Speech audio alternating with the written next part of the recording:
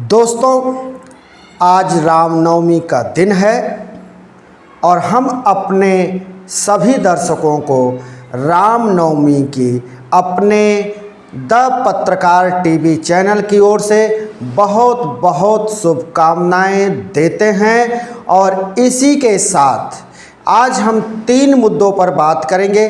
3 बड़ी खबरें हैं जिनमें से आपने शायद किसी एक आध खबर को आपने कहीं देखा होगा या सुना होगा, लेकिन इन 3 में से मैं निश्चित तौर पर कह सकता हूं कि 2 खबरें बड़ी जो चैनल हैं, जो बड़े खबरिया चैनल हैं मुख्य धारा के, वो छिपा ले गए। और वो इसलिए छुपा ले गए क्योंकि उनके साहेब के वो खिलाफ खबरें हैं।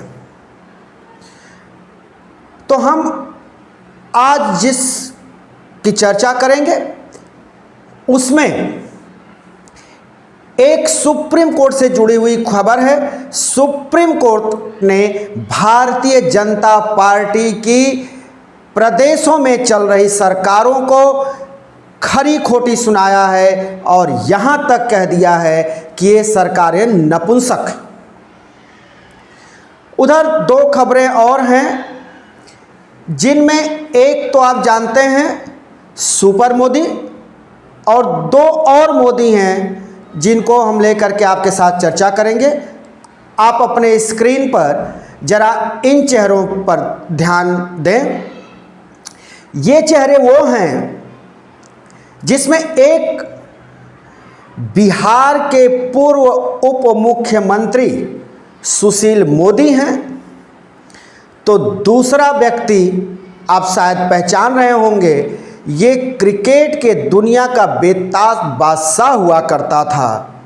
जी हाँ, ये है ललित मोदी। ये आईपीएल का चेयरमैन हुआ करता था और ये देश का भगोड़ा है। ये हम नहीं कह रहे हैं, ये देश की पुलिस, इंटरपोल ये कहता है कि ललित मोदी देश का भगोड़ा है। और ये अब किन बातों को लेकर के सुर्खियों में आया है उसका हम यहां जिक्र करेंगे। सबसे पहले हम उस ललित मोदी का ही जिक्र करेंगे जो भगोड़ा है। आज ये एक ट्विटर के जरिए सुर्खियां बटोर रहा है, और सुर्खियां कहां बटोर रहा है? ये बटोर रहा है भारतीय जनता पार्टी के खेमे से और चाटुकार मीडिया से, जो साष्टांग दंडवत कर रही है सरकार के सामने, उससे ये सुर्खियां बटोर रहा है। यूं कहें तो ये उल्टा चोर कोतवाल को डांटे वाली भूमिका है। ललित मोदी कह रहा है कि राहुल गांधी हमको बार बार भगोड़ा कह रहे हैं, अब हम ब्रिटेन के न्यायालय में जाएंगे राहुल गांधी के खिलाफ। उसकी हिम्मत और उसकी औकात नहीं है कि वो भारत आकर के भारत के किसी न्यायालय में जाए राहुल गांधी के खिलाफ शिकायत दर्ज कराने, क्योंकि वो खुद भगोड़ा है और कह रहा है कि हम ब्रिटेन में याचिका दायर करेंगे। अब इस क्रोनोलॉजी के पीछे जरूर कोई भारत का ऐसा शख्स है, कोई ऐसी बड़ी शक्ति है जो इसको संजीवनी दे रही है। नहीं तो उसको 4 साल पहले राहुल गांधी के भाषण के बाद आज कौन सी बूटी मिल गई पौरुष ताकत बढ़ाने वाली कि आज वो बोलने लगा है, ट्वीट करने लगा है। और भारत में आप समझ लीजिए जो कांग्रेस पार्टी के विरोधी हैं उनसे वो सुर्खियां बटोर रहा है, चाहे वो मीडिया हो और चाहे सत्ता दल के लोग हो। हालात यहां तक पहुंच गया। दूसरी खबर का हम जिक्र करेंगे, वो है बिहार से। बिहार के पूर्व उप मुख्यमंत्री रह चुके सुशील मोदी, जो इन दिनों केंद्र सरकार में मंत्री हैं, वो कहते हैं कि राहुल गांधी पर बिहार में जो हमने केस किया है उस पर भी राहुल गांधी फंसेंगे। फंसेंगे नहीं, उनको फंसाया जा चुका है।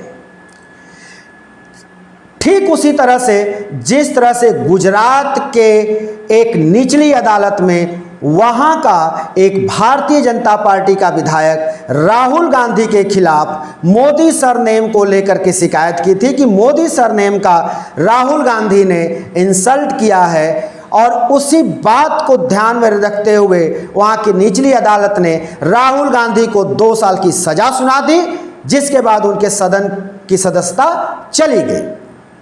वही मामला बिहार में सुशील मोदी ने भी एक निचली अदालत में दर्ज कराया है, और उस निचली अदालत ने आज राहुल गांधी को समन किया है और कहा है कि राहुल गांधी को 12 अप्रैल को यहां हाजिर होना है।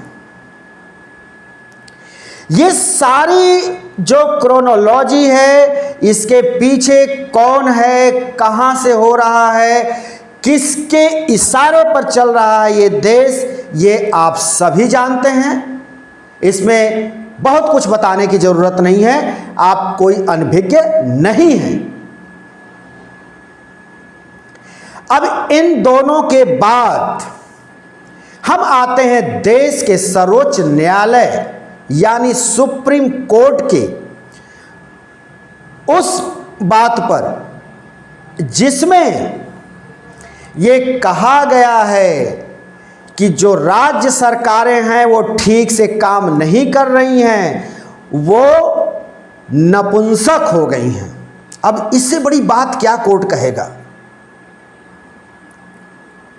और ये इसलिए कहा है कि महाराष्ट्र सरकार के खिलाफ एक याचिका दायर की गई है जिसमें ये बात कहा गया कि यहाँ आए दिन ये नारे लगते हैं गो पाकिस्तान गो, यानी पाकिस्तान जाओ पाकिस्तान जाओ, और ये नारे लगते हैं मुसलमानों के खिलाफ।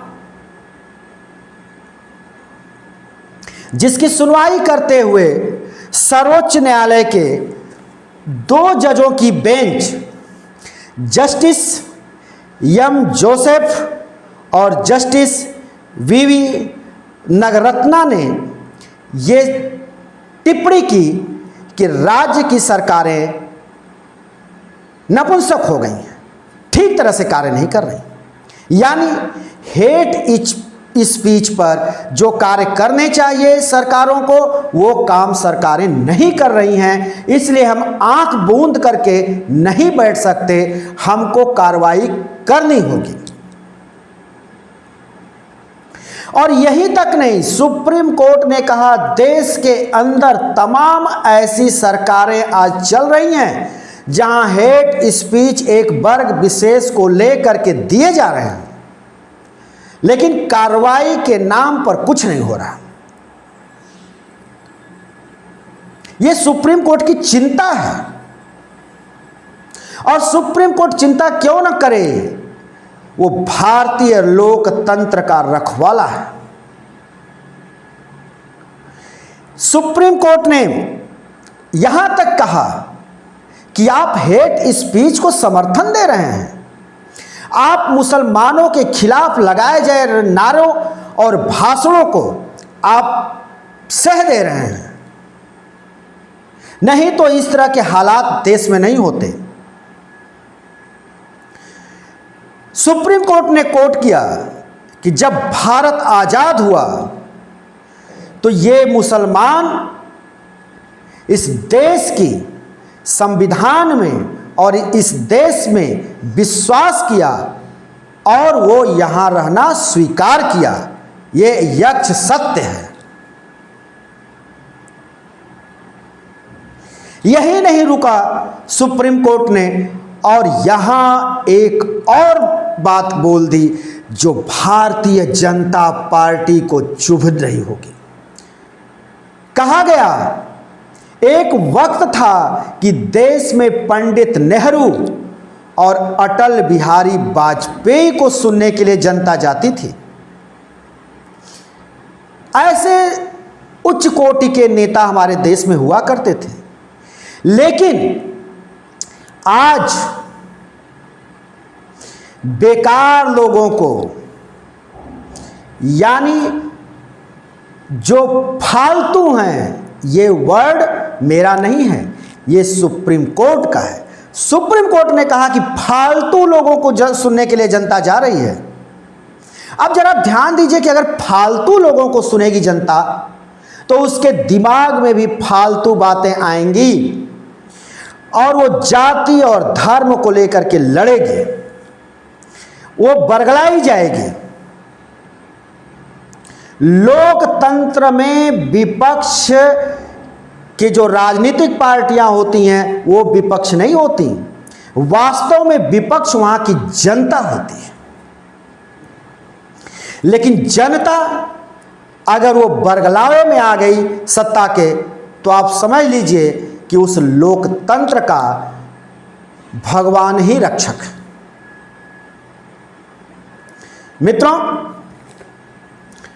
हम बिना किसी दबाव के, बिना लाग लपेट के आपके सामने खबरें लेकर के आते हैं और हमारी कोशिश होती है कि उन खबरों को लेकर के आएं जिन खबरों को ये मुख्य धारा के चैनल छुपा ले जाते हैं, आप तक पहुंचाते ही नहीं।